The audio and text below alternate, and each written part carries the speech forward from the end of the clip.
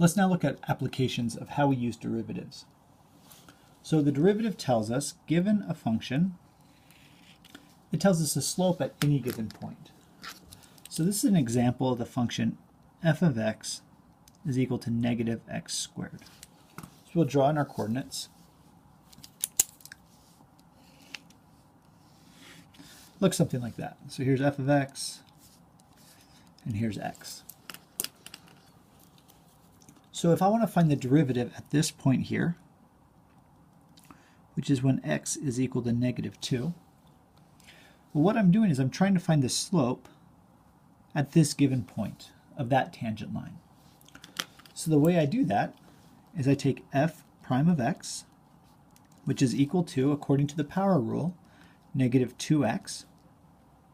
And now I want to evaluate that when x is equal to negative 2. Because I want to find the slope at this point right there. So now I plug in negative 2.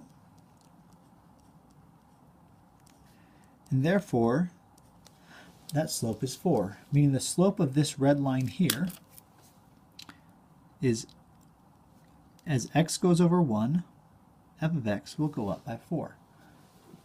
So that's the slope there. Now suppose I want to find the slope when x is 3.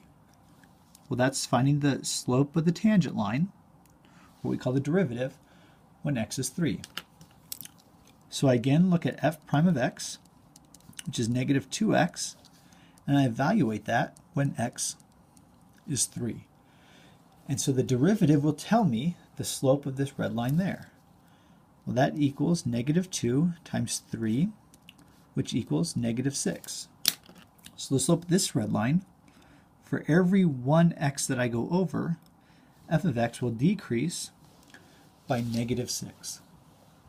And so that's what tangent lines are very helpful in doing, is telling us the slope at a given point, or what we might call the instantaneous rate of change. Now there's one point that's actually very important, and that is this point right here at the very top. That's the maximum value of that function.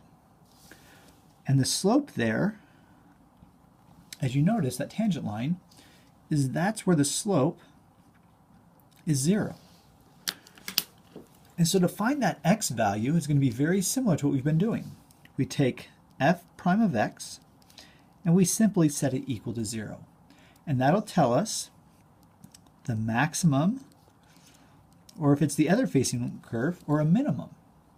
So in this case, negative 2x, which is f prime of x, equals 0. Now I just solve for x.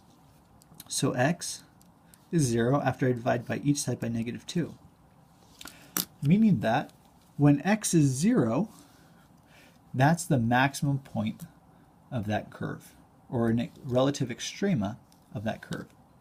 So again, the derivative tells us the slope at a given point.